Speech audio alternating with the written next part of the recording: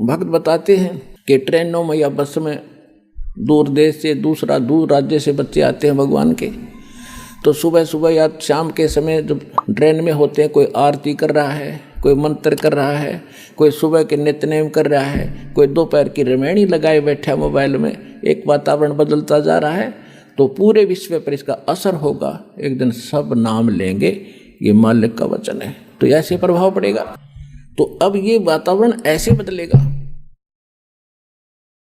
परमात्मा की वाणी में बहुत ताकत है और विधिवत वो वाणी प्राप्त होती है, उसी से असर होता है।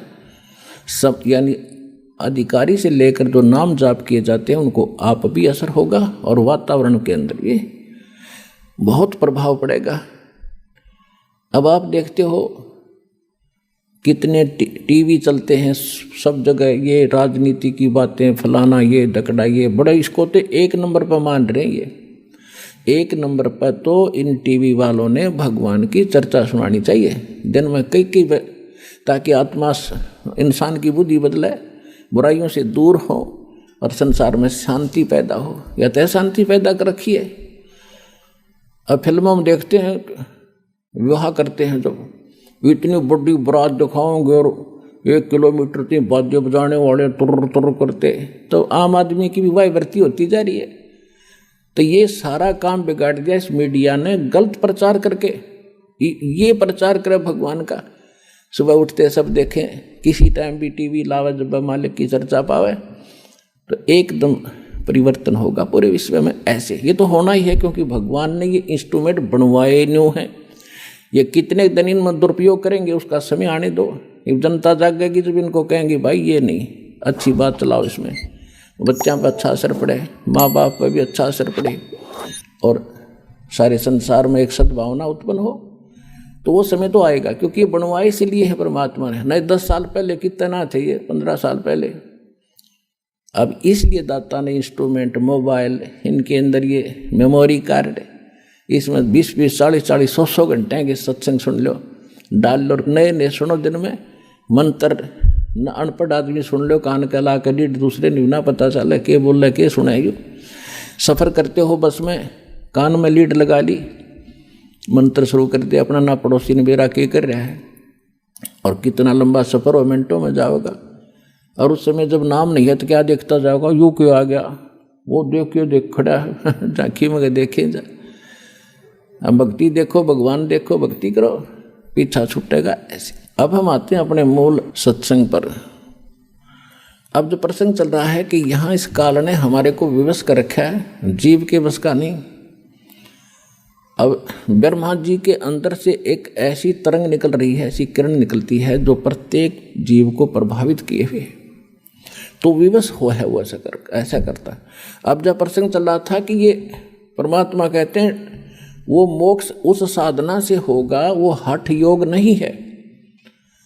नाम उठत नाम बैठत नाम सोत जागवे, नाम खाते नाम पीते नाम सेती लागवे। ये तो सुख संवेद उस तत्व ज्ञान में भगवान ने बताया कि ऐसे साधना करो।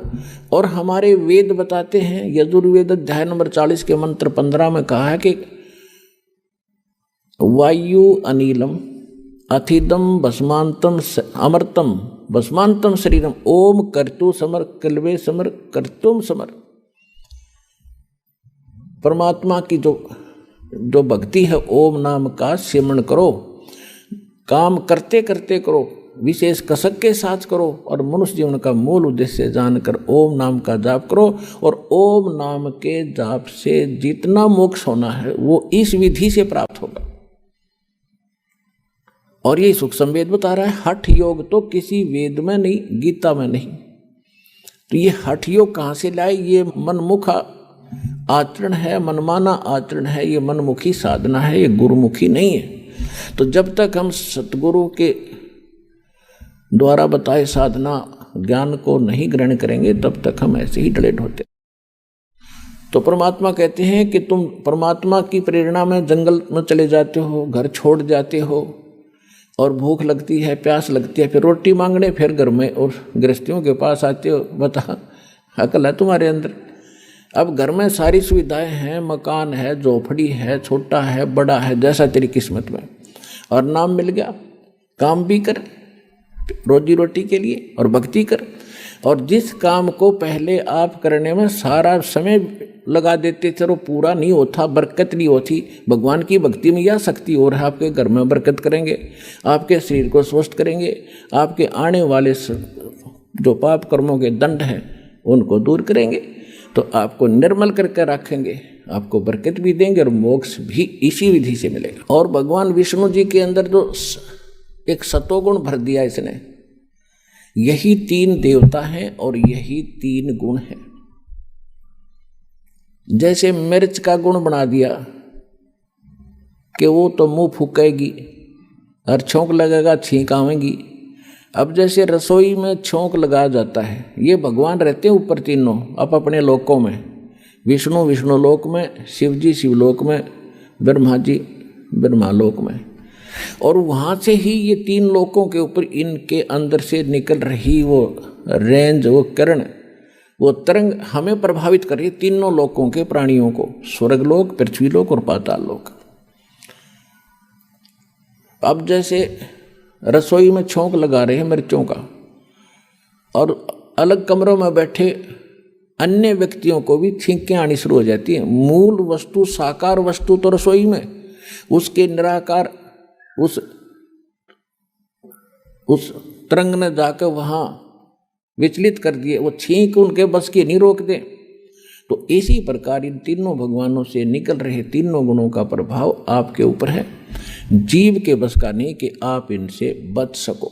इसको बचने का तरीका है, इसकी एंटीबायोटिक बताई भगवान। वो क्या है कि डेरे डंडे खुश रहो और खुश रे लहे न मोक्ष। ध्रुव प्रहलाद भी जब उधर गए तो फिर गृहस्थी में क्या दोष। यानी आपको फिर भी क्लियर करते हैं कि गृहस्थी का तात्पर्य ये नहीं है कि कोई ब्याह करवाना गृहस्थी हो है। ब्रह्मचारी रहो या गृहस्थ में रहो, घर में रहो यानी करके खाओ, करो और भक्ति करो। कर्म सन्यासी नहीं होना चाहिए, कर्म योगी बने रहो। जैसे हमारे यहाँ भक्त रहते हैं जिन्होंने कईयों ने शादी नहीं करा रखी, तो वो कर्म योगी हैं, यहाँ कर्म सन्यासी नहीं है, वो भी गृहस्थी है समझ लो। यहाँ सबकी सेवा करते हैं, अपना भक्ति भी करते हैं और साथ में अपनी सेवा भी करते हैं। तो इसी प्रकार भक्ति इस मोक्ष होगा इस मंत्र से जो दास के पास है और इस सिमरण से। चाहे वो गृहस्थी शादी शुदा करो और चाहे ब्रह्मचारी करो, दोनों का मोक्ष इसी से होगा। चाहे खुश रहे करो, इजड़े करो, वो भी मनुष्य, वो भी पार होंगे। पर यह वृत्ति बदले, जब बात बने तो ज्ञान से सत्संग सुने तो सबको असर होगा। तो प्रसंग जो चल रहा है उस पर आते हैं। जो परमात्मा ने बताया काल को कि तूने ऐसा जुल्म कर दिया, हाहाकार मचा रखी, और मैं इनको जाकर ज्ञान बताऊंगा। तो एकदम भयंकर होकर मुझे मारने के लिए दौड़ा धर्मदास, परमात्मा बता रहे हैं। और मैंने श्वास का सिमरण कर दिया, सतनाम का सिमरण किया, और उस सिमरण के ताकत से वो इतना कंडम हो गया, ऐसी स्थिति होगी, ऐसा गिर गया पृथ्वी पर जैसे पक्षी की पांख कट जाया करें, वो उड़ नहीं सकता और पड़ा पड़ा फड़फड़ा रहा होता है। अपने आत्माओं परमात्मा उन्होंने तो कोई ज़रूरत नहीं थी सिमरण समरण करने की, वो तो मालिक है। लेकिन हमें ये सतर्क करना चाहते हैं कि जिस समय आपके ऊपर कोई भी आपत्ति किसी प्रकार की आ जाए, चाहे कोई आध्यात्मिक है या संसारिक है, उस समय आपको प्रथम मंत्र मिला है तो प्रथम मंत्र का सिमरण शुरू कर दिए, जाप करिए। द्वितीय मिला है तो द्वितीय का शुरू कर दीजिए। सारनाम मिला है तो वो सारनाम और सारा मिला करके जो बनाया गया है उसका जाप कीजिए। तो आपके ऊपर तुरंत उसका प्रभाव हट जाएगा। कोई भी किसी प्रकार का संकट आप पर आए, यदि आपकी मर्यादा सही होगी, आपका कनेक्शन पावर ठीक होगा, यानी काम नाम खंडित नहीं होगा, तो आप पर वो कोई प्रभाव नहीं डाल सकता। अब वो उस माध्यम से परमात्मा हमें सतर्क कर रहे हैं कि कभी तुम्हारे ऊपर ऐसी आ भी जाती है आपदा तो तुरंत मालिक ने याद जरूर करी इस मत स्मरण के माध्यम से। फिर देखियो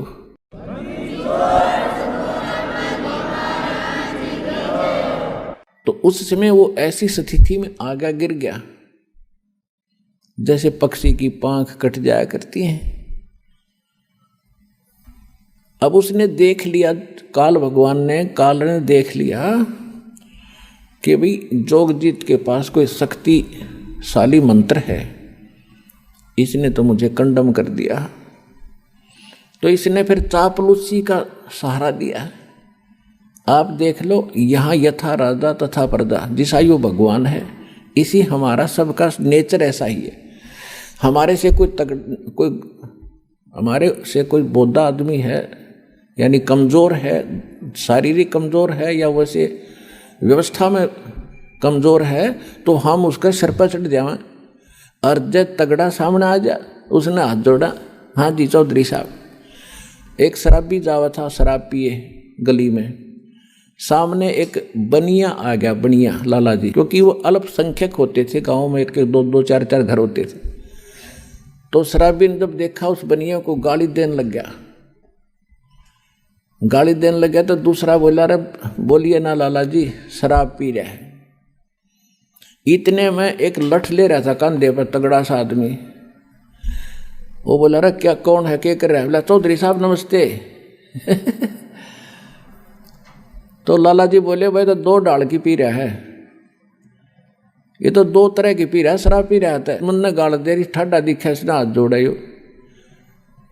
तो यू काल तो 2 तरह की प्यारा खींचने हमारे थे, और खूब भी ये 2 तरह की पी रहा है। जब इसने नो देखा कि मैं इसने मारूंगा, जब ताकड़ पाड़ के गया, जब परमात्मा ने उसकी देही तोड़ दी, जो पड़ा तड़फे और शायद से घिसड़ के और चरण पकड़ लिए। धर्मदास मेरे आके, तुम्हारे भगवान 21 ब्रह्मांड के मालिक ने, ब्रह्मा विष्णु महेश के पिता ने।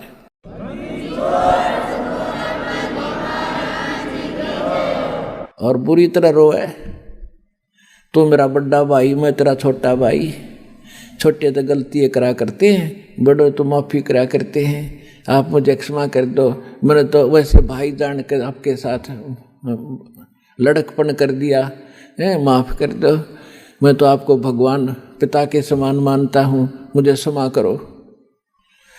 जब बुरा हाल कर दिया, जब मैंने कहा ठीक है, फिर कहता है मुझे कुछ, आप नीचे जाओगे? कहाँ जाऊँगा भाई, मेरे को आदेश हो गया, मैंने जाना पड़ेगा, बस की बात नहीं।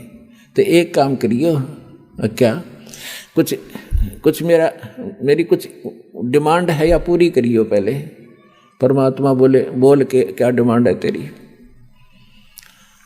इसने कहा कि नो नहीं, वचनबद्ध हो जाओ।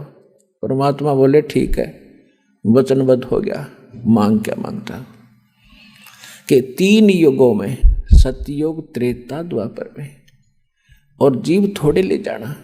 यदि आप सारे जीव अभी ले जाओगे तो मैं भूखा मरूंगा, मैं क्या खाऊंगा, मुझे तो श्राप लगा हुआ है। परमात्मा बोले श्राप भी तो तेरी बकवादों से लगा होगा, तेरे मारने चला टक्या नहीं, ये भी दुखी कर दिया आत्मा। 3 युगों में जीव थोड़े ले जाना, और चौथा युग जब कलयुग आवे, तब तो शरण जीव बहु जावे। ऐसा वचन हर मोय दीजे, तब तुम गवन संसार ही कीजे। कि हे भगवान, हे परमात्मा, मुझे आप ऐसा वचन दो और फिर तुम नीचे जाना। क्या मांगा इसने?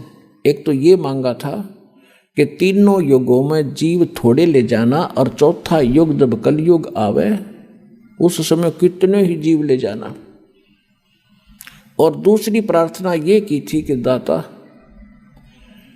आप जोर जबरदस्ती ना करना, अपना ज्ञान सुना के, और जो आपके ज्ञान को स्वीकार करे हृदय से, वो आपका हो और शेष मेरे रहें। तो परमात्मा को पता था कि ज्ञान इनको हो जाएगा, फिर यहाँ रहेंगे कैसे, ज्ञानत कराऊंगा इनको जाकर चौथे युग में। तो परमात्मा ने कहा ठीक है, यह भी मान ली तेरी प्रार्थना। फिर क्या कहा कि त्रेता युग में मेरा एक अंश जाएगा, रामचंद्र नाम होगा, राजा दशरथ के घर जन्म होगा, और उसके प्रारब्ध में ऐसा लिखा हुआ है कि उसकी पत्नी को एक राक्षस उठाएगा, लंका में ले जाएगा, और उस समय उससे छुड़वाने के लिए उसको पुल की आवश्यकता पड़ेगी समुद्र पार करने के लिए। आपके बिना ये काम दाता कोई नहीं कर सकता, या दया करियो। परमात्मा को पता था कि यह आत्मा तो मेरी है, रामचंद्र भी यूँ तो ठेकेदार बन रहा है। अपने आत्माओं जैसे आपका कोई पुत्र या पुत्री है और कोई रोगी है आज के दिन किसी कारण से, मान ले देखो सत्संग ये ऐसा सत्संग है, इसमें सारे पॉइंटों पर हिंट देने पड़ते हैं, हर तरह के भगत होते हैं। अब जैसे यहाँ अधिकतर रोगी आते हैं, क्यों काल ने सत्यानाश कर दिया, भक्ति खत्म करवा दी, पिछले पुण्य खत्म हो लिए, आगे भक्ति इनके पास थी नहीं, माथा टेक टेक उन चौराहे वाली माताओं पर बैठा लिया। अब सब रोगी हो गए, किसी को कोई हानि है, कोई मेंटली डिस्टर्ब है, किसी को कैंसर है, किसी को हाहाकार मात्री। तो भक्ति की शक्ति बिना शरीर चलेगा कैसे, ये मट्टी है। तो अब जैसे यहाँ आते हैं और कति लास्ट स्टेज पर मृत्यु के निकट है, यदि सच्ची श्रद्धा से सच्चे दिल से समर्पित होकर भक्ति करेंगे तो कति ठीक करेगा, गारंटीड बात है, स्वस्थ होंगे यदि नीत भक्ति की होगी तय।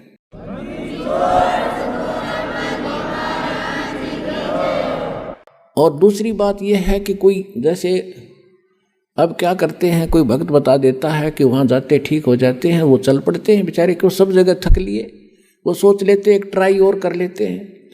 तो ट्राई करने आने वाले को यहाँ राहत नहीं मिलेगी। हाँ, यहाँ समर्पित होकर ज्ञान सुनकर आवे, और चलो ट्राई करने आ भी गया तो हमारे नियमों का फॉलो करे जो हम यह बताते हैं। फिर देखना रोज चांदना देगा परमात्मा, जैसे दीपक में तेल डाल दिया जाता है, ऐसे राहत मिलेगी आपको। यहाँ भगवान है, समर्थ सर्वशक्तिमान कबीर साहब की शक्ति है यहाँ पर।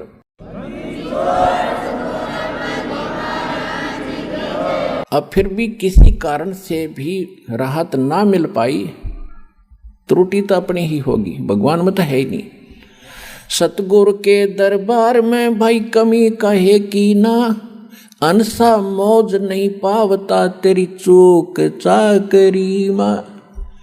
इस सच्चे दरबार में कबीर भगवान की डिक्शनरी में इम्पॉसिबल वर्ड नहीं है, असंभव शब्द नहीं है इस भगवान के दरबार में। यदि कोई आप नहीं राहत प्राप्त कर रहे हो तो आपकी चाकरी में दोष है, कमी है, त्रुटि है, आपकी कोई श्रद्धा भाव और सिमरन भक्ति में कोई दिक्कत है, उसको सुचारू करो, वो अवश्य मिलेगी। अब कहने का भाव ये है कि अब जैसे किसी का बाप बीमार है, 70 साल का हो गया, और नाम ले लिया उसने, दुखी गणा था, दीक्षा ले ली, राहत तो मिलती है, लेकिन फिर भी किसी कारण से त्रुटि रह जाती है, कोई नियम खंडित कर देते हैं, आदत छूटती नहीं। काल ने तो यही तक नाश कर रखा है कि इनको सुख नहीं हो, दुख हो जितना हो, नाम ले जाते हैं। और बहुत से भक्त ऐसे आते हैं जी कति ठीक हो गया था और इसने बीड़ी पी ली, क्यों माड़ी रात होगी, वो बकवाद फिर भागी और फिर वही स्थिति होगी। तो भाई ऐसे व्यक्ति को यहाँ कोई स्थान नहीं है। अब भगवान नहीं सुनेगा ऐसे व्यक्ति की, दोबारा नाम लो और फिर ठीक हो जाएगा, आगे नियमित रहना। इस कारण से वो कोई नाम खंडित करने से मृत्यु भी प्राप्त हो जाती है। अब हम तो रो रहे हैं कि हे भगवान यू क्यों मर गया, क्योंकि हमारा पिता था या हमारा पुत्र था, हम तो एक सुख के ठेकेदार बने। वो तो आत्मा तो उस परमात्मा की थी, उस परमात्मा की आत्मा है, और उसको नाम दे दिया तो उसको मनुष्य जीवन मिलेगा। इस नाम का एक बार भी जाप करके जो दास प्रथम मंत्र देता, और यदि शरीर छूट गया तो मनुष्य जीवन गारंटीड है, भक्ति मिलेगी। और इस अनमोल अमृत को बचा कैसे रखा था, छुपा क्यों रखा था, इसलिए रखा था कि ये जरूरत है इसकी।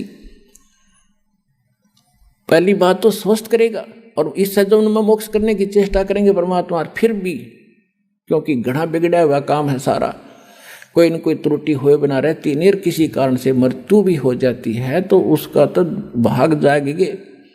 दोनों हाथों में लाडू, सतलोक आसन बरवाड़ा में आपके।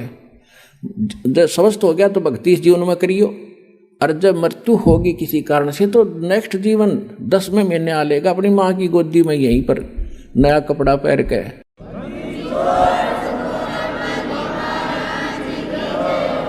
ये तो असंख्यों शरीर जाली है हमारे, ये तो एक कपड़ा बदलना है। और पुण्यात्माओं, जब आपको ज्ञान होगा ना इस बात का, जैसे आपका धोती कुर्ता पजामा फट गया और आपके बक्स में, आपकी टैची में अरका चादर है नया, तो क्या करोगे? न फेंकोगे बाहर, अरका चा काट के तुरंत पहनोगे? तो ये जो शरीर है ये तो एक कपड़ा है। अगर ये खराब हो गया तो इस मंत्र से, मोक्ष से पहले भी अगर खराब हो जाता है तो नया तैयार रखा आपका टैची में, पैर के तुरंत आ लोगे यहीं पर और पार हो जाओगे। इसको ज्ञान समझना, ये कोई डूम बाट के गीत नहीं, कोई रागनी बनानिया की रागनी नहीं, ये कोई फिल्मी लोगों की बनाई हुई दंत कथा स्टोरी नहीं, ये परमात्मा का दिया अध्यात्म ज्ञान है और इसको 100% सत्य है और आप भी इसको सत्य मानना। तो जो प्रसंग चल रहा था हम उसी पर आते हैं। तो इस काल ने ठेका ले रखा है, ये हम इसके हो गए और हैं हम सभी आत्मा परमात्मा की। तो उसने ये प्रार्थना की थी कि मेरा पुत्र जाएगा विष्णु रामचंद्र रूप में, और वहाँ पुल की जरूरत पड़ेगी जब रावण सीता ने ठावेगा, आप दया करियो।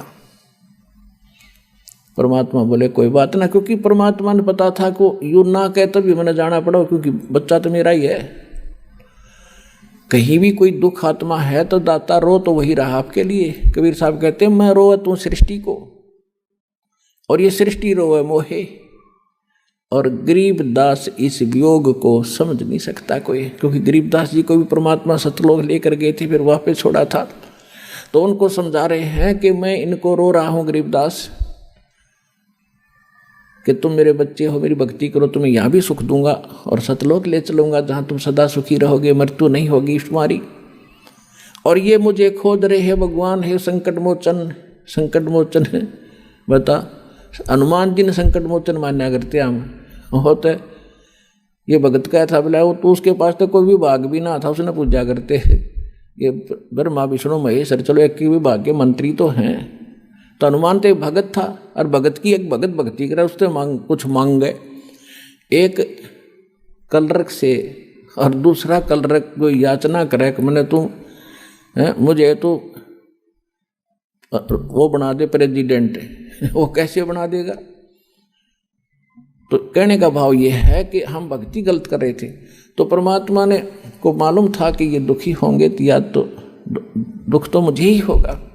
तो परमात्मा कहा करते कि मैं हूँ वो संकट मोचन और सारा सुख देने वाला, पर हम उसको मान नहीं पाए क्योंकि हमने उसके पहचान नहीं थी, चिन्ह नहीं थे हमारे पास, उसको पहचानने का कोई पैमाना नहीं था। अब दास ने पहले आपको पैमाना दिया कि जिन ग्रंथों को आप सत्य मानते हो उनमें भगवान की डेफिनेशन यह बता रखी है। और ये किस पर खरी होती है? ये उस पर खरी होती है जो काशी में धानक रूप में रहा करता कबीर जुलाहा, वो सर्वशक्तिमान है, सारी सृष्टि का रचनहार है, वो आपका और हमारा पिता है, वो हमें मोक्ष देगा, सुख देगा।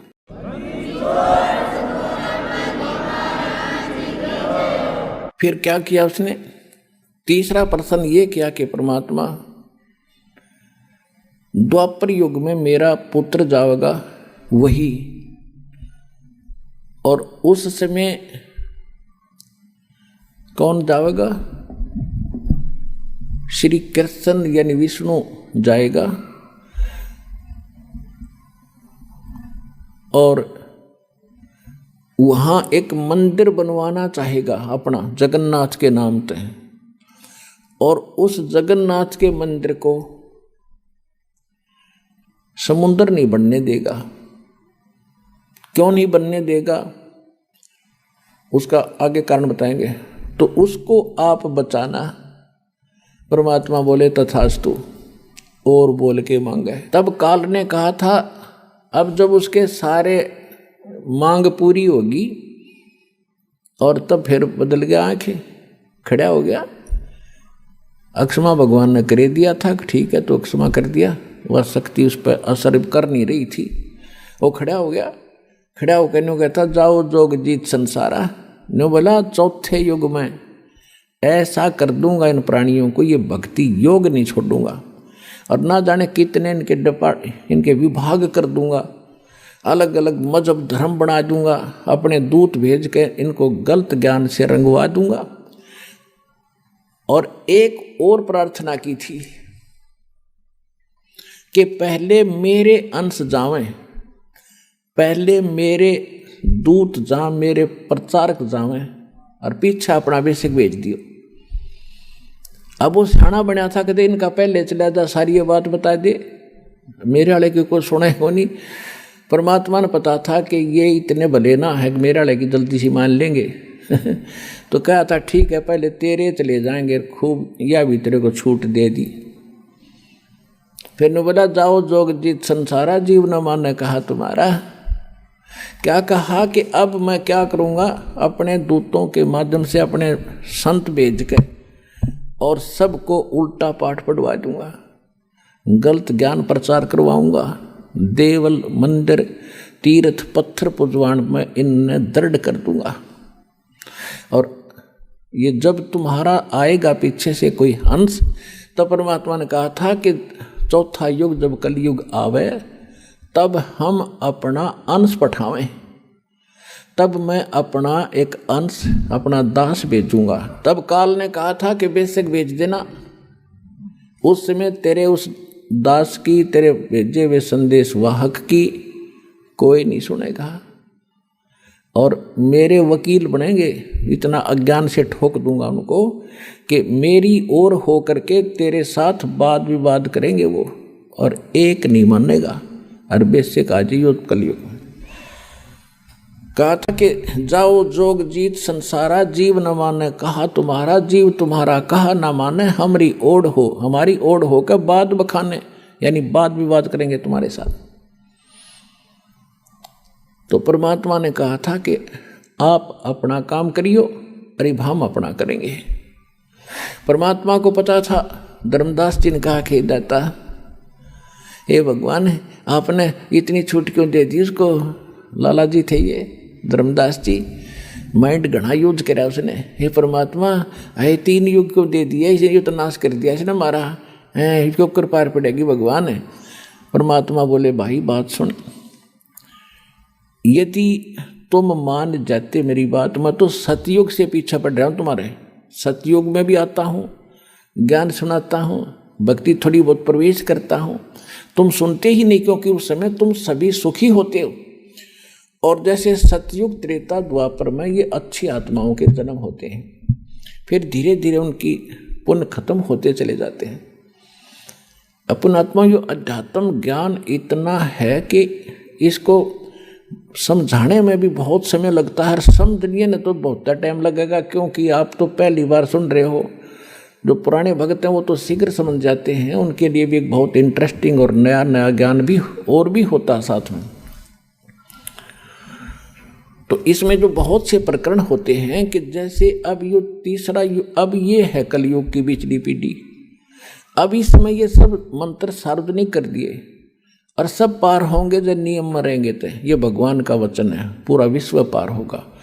और लास्ट में जब भक्ति मतलब कुछ रह जाएंगे नहीं पार हुए, तो वो भी लाखों करोड़ों की संख्या, अरबों की संख्या होगी। जो नाम ले लेंगे मोक्ष नहीं कर पाओगे, क्योंकि उनमें ऐसा परिवर्तन हो जाता है, कुछ करनी में फर्क पड़ जाता है। तो उनको उनके पास ये भक्ति धन तो जो का तू होगा, लेकिन पार ना हुए तो ये काल पकड़ेगा, इन्हें ऊपर ले जाएगा, ब्रह्मलोक में रखेगा या पूंजी समेत वो वहाँ रखेगा। तो जब वहाँ समाप्त हो जाएंगे, उसके पुण्य खत्म होंगे, फिर पृथ्वी पर पटकेगा उनको सतयुग में। अब मेन पुण्य तो वहाँ खत्म कर दिए, फिर भी बहुत से पुण्य उनके होते हैं जो मनुष्य शरीर में ही मिलते हैं। एवरेज में एक रेशो है, उतनी रेशो के पुण्य वहाँ देने ही पड़ते हैं। तो सतयुग में यही प्राणी जो आज इस ज्ञान से भक्ति युक्त होकर के रह जाएंगे, भक्ति धन युक्त होकर रह जाएंगे, वो फिर महास्वर्ग में होंगे। वही फिर पुनर्जन्म होगा, सतयुग में शुरू होंगे। वे आप कोई आज के नहीं हो। कहते हैं जो जन मेरी शरण है ताका हूँ मैं दास और गेल गेल लाग्या फिरूं जब तक धरती आकाश। आपके पीछे भटक रहा भगवान, पर आपने काल की भांग पी रखी है यहाँ की, और यह छूटती नहीं। कबीर ये माया अटपटी सब गट आन अड़ी, किस किस न समझाऊं या को है भांग पड़ी। परमात्मा आपके लिए भटक रहे हैं। अब क्या कहते हैं कि सतयुग में इनका जन्म होता है, और ये भक्ति सब ये काल की करते हैं, ये ज्ञान यहाँ दे ही रखा है, तो सभी भक्ति भी करते हैं और सुख भी हो रहे, क्योंकि सुख तो हो रहे थे उनके प्रारब्ध के पुण्यों के कारण, और वो मान बैठे थे कि हम जो भक्ति कर रहे हैं इससे ये चमत्कार हो रहे हैं। फिर वही आत्मा त्रेता में आ गई। त्रेता में फिर उनके और उनसे सतयुग से कम पुण्य कर्म रह जाते हैं, फिर द्वापर में, और त्रेता इस कलयुग में तक कति कंडेम हो लिया आपके पुण्य रहे नहीं। अब भक्ति वही आप कर रहे हो, आज भी कर रहे हो। अब क्यों ना लाभ होता उनसे, 3 युगों से करते आ रहे, वो ठाठ होते दिखाई दे थे उनके, क्योंकि वो आपके प्रारब्ध के पुण्य ही फल रहे थे। इस भक्ति से आपको कोई लाभ नहीं हो रहा था। अगर वही भक्ति आज कर रहे हो, रामकृष्ण वही हैं, आप भी वही हो, और वो गीता और वेद है 5000 वर्ष से, तो ये है गीता तो। और आज क्या हालत होगी हमारी, साधना करते भी हैं फिर भी दुर्गति। तो परमात्मा को पता था कि धर्मदास ये सतयुग त्रेता द्वापर में इनकी करीम इनके पास होगी, और ये मेरी ना सुने कति, और मेरी ये जब सुनेंगे जब ये भक्ति भी करते होंगे नकली संतों से, और वहाँ लाभ होना ही नहीं इनको, और इनकी बिरान माटी हो लेगी ना जब ये मेरी मानेंगे, या हो लेन देख वे इनकी। तो आज वह बिरान माटी हम की हो चुकी है, और अब हम भगवान पहचानेंगे। और जब ये मेरे पास आवेंगे और मेरे दास के पास आएंगे और आशीर्वाद पाएंगे या भक्ति करेंगे, इनको फिर उबार लूँगा और पार कर दूँगा। तो इसलिए ये समय मालिक ने नो सिलेक्ट कराया था।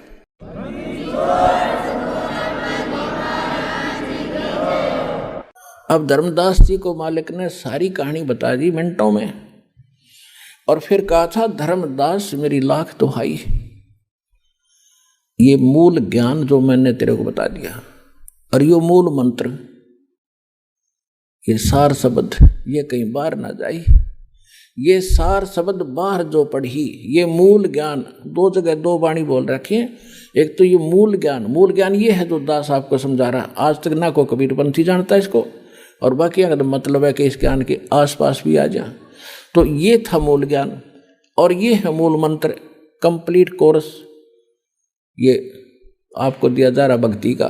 तो इसके विषय में कहा था धर्मदास मेरी लाख दुहाई, और ये मूल ज्ञान कई बार न जाए। मूल ज्ञान बाहर जो पढ़ी या बिचली पीढ़ी हंसनी तरी, ये वो बिचली पीढ़ी का समय है जो आज आपको सुअवसर प्राप्त है।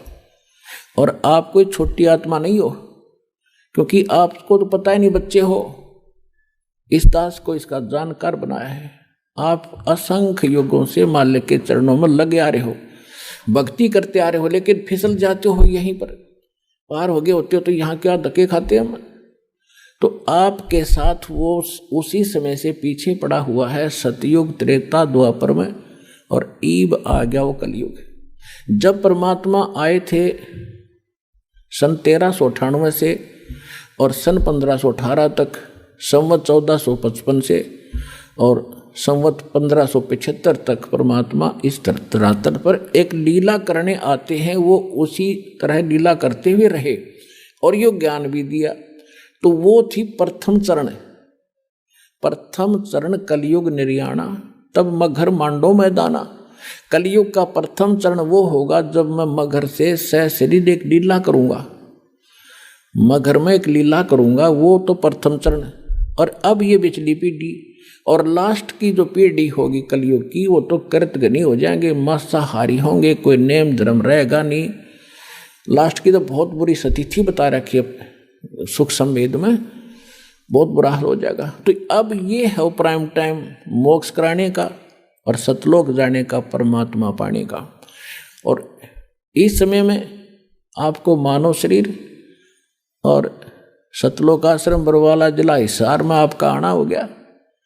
पुणात्माओं, आज चाहे कोई ज्ञान से आ गया और चाहे कोई दुखी होकर आ गया यहाँ पर, जो आज कोई संकट निवारण के लिए आया है तो वो संकट आपके लिए वरदान सिद्ध हो गया और इससे आपका संकट भी दूर होगा और आपकी मुक्ति भी होगी। ये गिर पड़े रहे शरण में।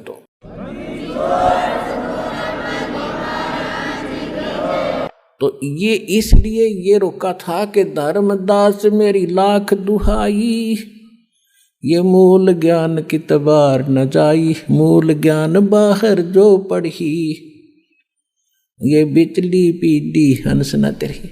ऐसे ही परमात्मा मिले थे आदरणीय मुल्कदास जी को, आदरणीय दादू साहब जी को, आदरणीय नानक साहिब जी को, आदरणीय गरीबदास गांव छुरानी जिला जज्जर हरियाणा वाले को, आदरणीय गीसा दास साहिब जी गांव खेखड़ा जिला बागपत और उत्तर प्रदेश वाले को, आदरणीय स्वामी रामानंद जी काशी वाले को, और इन सब को प्रतिज्ञा कसम दिवा दी थी कि भाई अभी इस नाम को और इस ज्ञान को लिख दो चौपाई। अब चौपाइयों में क्यों लिखा?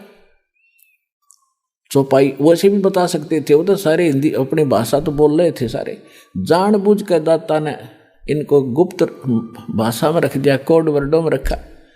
दास को अबू दीदी के इन रहस्यों को खोलो और आपके रूबरू कर दिया। तो इनसे सबसे कह दिया था कि अभी इसको सार्वजनिक ना करो और तुम उनको सतलोक लेकर गए जहाँ परमात्मा स्वयं रहते हैं, जहाँ हम रहा करते थे, जहाँ जाने के बाद फिर कभी लौट कर संसार में नहीं आते। गीता अध्याय नंबर 15 के श्लोक नंबर 1 से लेकर 4 में गीता ज्ञानदाता कहता है कि अर्जुन, उस परमेश्वर की जानकारी मेरे पास बिल्कुल नहीं है, मैं कंप्लीट नहीं बता सकता। और तत्वदर्शी संत की पहचान बताई है कि ऊपर को जड़ और नीचे को तीनों गुण रूपी शाखा वाले संसार रूपी वृक्ष के सभी भागों को जो बता देगा वो तत्वदर्शी संत होगा। ये पहचान प्रथम पहचान है उसकी कि वो तत्वदर्शी संत होगा जो संसार रूपी उल्टे लटके हुए वृक्ष के सभी विभाग बता देगा। उसके बाद फिर कहते हो उस तत्वदर्शी संत की प्राप्ति के उपरांत परमेश्वर के उस परम पद की खोज करनी चाहिए, जहाँ जाने के बाद साधक फिर लौटकर कभी संसार में नहीं आते और केवल उसकी भक्ति करो जिसने संसार रूपी वृक्ष की रचना की है, ने सारे ब्रह्मांडों की रचना की है, सारे संसार की रचना की। तो वो गीता ज्ञान दाता से अन्य है कोई रचनहार भी, और वो जिसकी पूजा करनी चाहिए। और अपनी सतिथि गीता ज्ञानदाता बताता है दूसरे अध्याय के 12वें श्लोक में, चौथे अध्याय के 5 और 9 श्लोक में और 10वें अध्याय के दूसरे श्लोक में कि अर्जुन तेरे और मेरे बहुत जन्म हो चुके हैं, तो नहीं जानता मैं जानता। तो जिसकी जो आपस जन्म मृत्यु में है उसकी पूछ के पुजारी भी वही सतिथि होगी।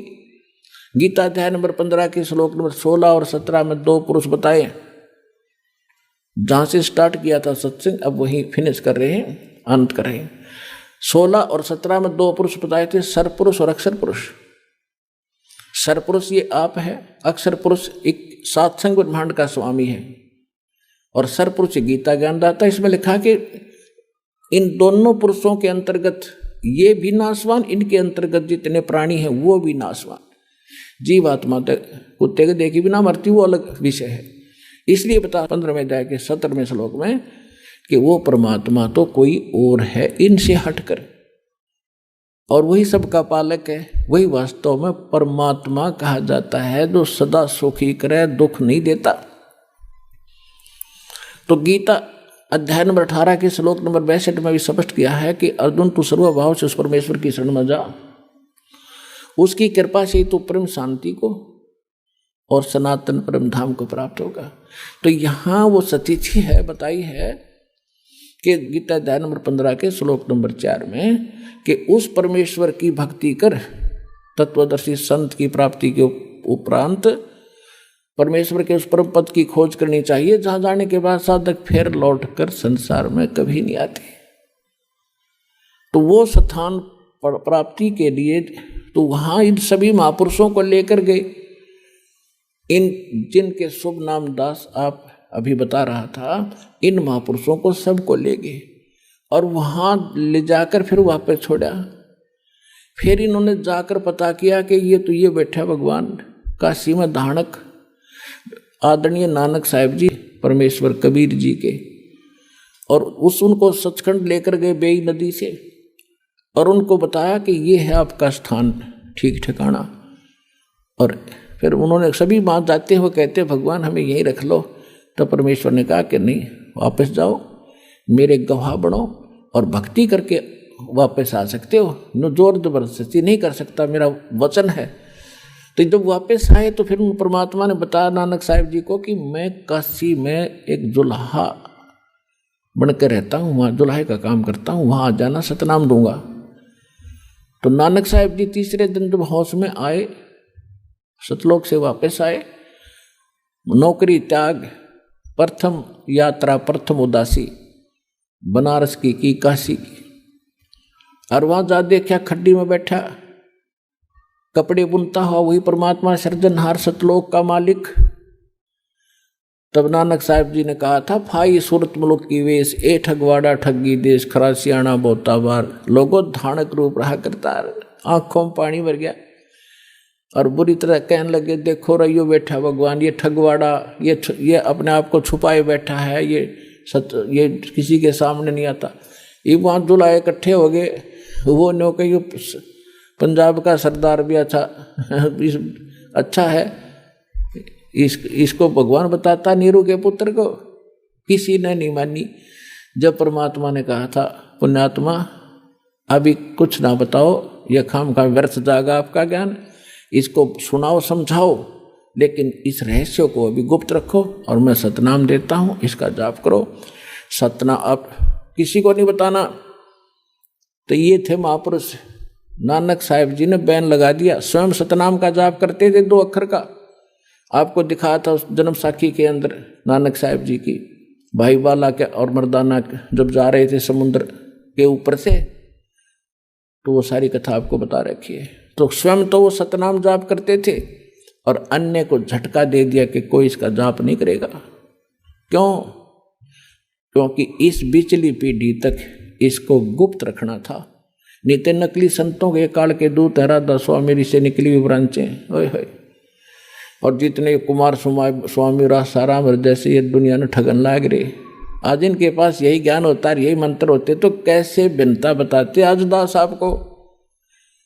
अब परमात्मा ने कहा था कि पहले इनको जाने दे और बकलेन दे, नौवा बाई जो बकेंगे, ज्ञान तो इनके पास है ही नहीं।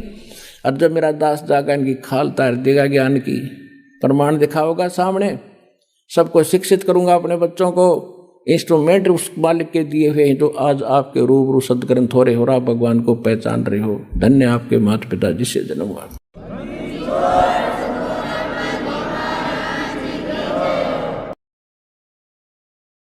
परम पिता परमात्मा पूर्ण ब्रह्म सर्व सृष्टि रचनहार सबके जनक संकट मोचन कष्ट हरण मंगल करण, ये कबीर परमात्मा की असीम रजा से आप सभी पुण्यात्माएं सत्संग सुनने के लिए सतलोक आश्रम बरवाला जिला हिसार हरियाणा में उपस्थित हुए। पुण्यात्माओं, आप देखते हैं कि कोई भी कार्य सफल करने के लिए उसमें जी तोड़ मेहनत करनी पड़ती है, परिश्रम करना पड़ता है, उसमें धन भी व्यय करना पड़ता है और समय भी खूब लगाना पड़ता है, तभी हम उसको सफल कर पाते हैं। जैसे किसान फसल तैयार करता है और सर्दियों के मौसम में गेहूं की फसल में पानी की आवश्यकता होती है, रात्रि के समय उसको लाइट मिलती है या कोई नहर से सिंचाई का समय मिलता है। सर्दी के मौसम में कितनी शीत लहर चलती है, कई बार बूंदाबांदी भी शुरू हो जाती है। उस समय हम सभी अपने घरों में रजाई ओढ़ के ऊपर कंबल भी डालते हैं, सभी दरवाजे खिड़कियां बंद कर लेते हैं कहीं सर्दी ना लग जाए। और जिस किसान को रात्रि के समय पानी प्राप्त होना हो नहर से या लाइट आनी हो रात्रि में, ट्यूबवेल से पानी लगाना हो, तो वो ये नहीं देखता कि इतनी सर्दी है, मैं कैसे वहाँ खेतों में पहुँचूँगा, मुझे कोई सर्दी ना लग जाए रात्रि में। और भी बहुत सी समस्याएं होती हैं, कोई सर्प ना डस ले, हिंसक पशु ना हानि कर दे। लेकिन उन सब को चीरता हुआ किसान रात्रि में पहुँच जाता है एक सिंपल कंबल और खेस ओढ़ के। और जब वो पानी लगाता है उस कंबल को भी उतार के एक तरफ रख देता है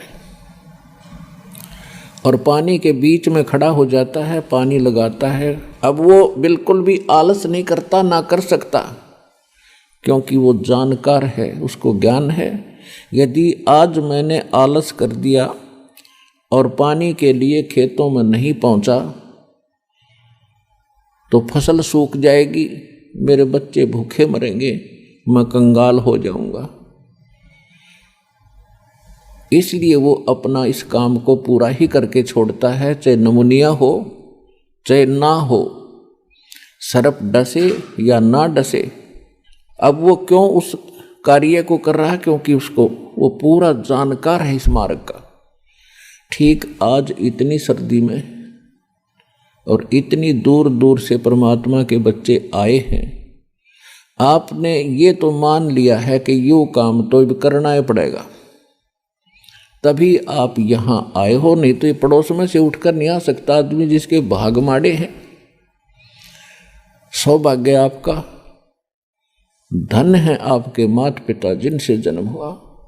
आपको ऐसे समय मानव शरीर और ये भक्ति मार्ग, ऋषि सरपटक कर चले गए, उनको नहीं मिला ये मार्ग, और आज आपको सहज में प्राप्त हो रहा है। कितनी कृपा है भगवान के आपके ऊपर, विचार करना। तो क्या बताया जाता है सत्संग के अंदर?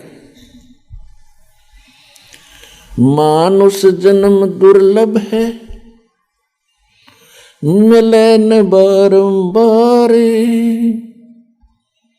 जैसे तरवर से पत्ता टूट गिरे, भाई बोर न लगता डर।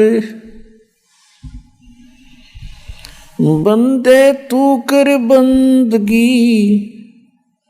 जय चावे दीदार, ये अवसर मानुष जन्म का, भाई बोरन बारंबार।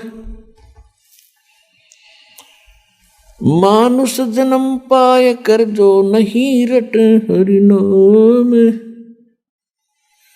जैसे कुआ जल बिना फिर बनवाया क्या काम।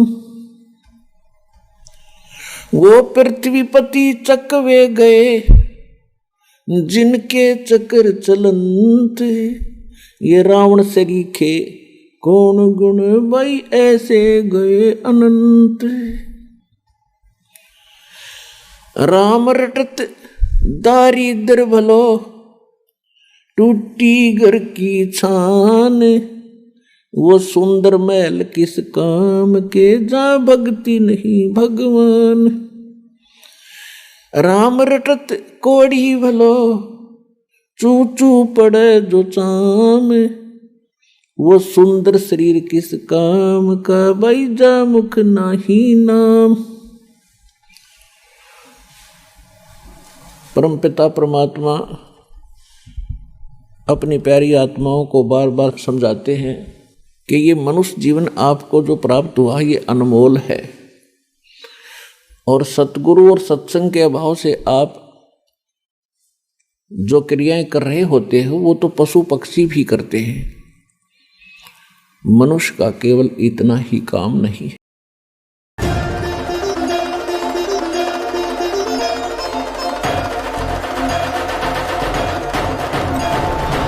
ना मेरा जन्म ना गर्भ बसेरा, बालक होए दिखलाया, काशी नगर जल कमल पर डेरा, तहाँ जुलाहे ने पाया। माता पिता मेरे कछु नहीं, ना मेरे घर दासी। जुल्हा को सूत आन कहाया, जगत करे मेरी हाँसी। जगत गुरु तत्वदर्शी संत रामपाल जी महाराज जी के सानिध्य में परमेश्वर कबीर जी के प्रकट दिवस पर 20, 21 और 22 जून 2024 को नेपाल सहित भारत के 11 सतलोक आश्रमों में 3 दिवसीय महासमागम का आयोजन किया जा रहा है। इस पवित्र अवसर पर आदरणीय संत गरीबदास जी महाराज जी की अमर वाणी का 3 दिवसीय अखंड पाठ, विशाल भंडारा, विशाल सत्संग, आध्यात्मिक प्रदर्शनी और निःशुल्क नाम दीक्षा का आयोजन किया जा रहा है तथा साथ ही दहेज मुक्त विवाह, रक्तदान शिविर, नशा मुक्त जागरूकता अभियान जैसे समाज सुधार के कार्यों का आयोजन भी किया जाएगा, जिसमें आप सभी नगर व ग्राम वासियों को इस विशाल अद्वितीय भंडारे में सादर आमंत्रित किया जाता है। इस महासमागम के आयोजन स्थलों का पता है सतलोक आश्रम धनाना धाम हरियाणा, सतलोक आश्रम मुंडका दिल्ली, सतलोक आश्रम इंदौर मध्य प्रदेश, सतलोक आश्रम बैतूल मध्य प्रदेश, सतलोक आश्रम कुरुक्षेत्र हरियाणा, सतलोक आश्रम धुरी पंजाब, सतलोक आश्रम वेदखेड़ी शामली उत्तर प्रदेश, सतलोक आश्रम सोजत राजस्थान, सतलोक आश्रम खमाणों पंजाब, सतलोक आश्रम भिवानी हरियाणा, सतलोक आश्रम धनुषा नेपाल। सत साहेब।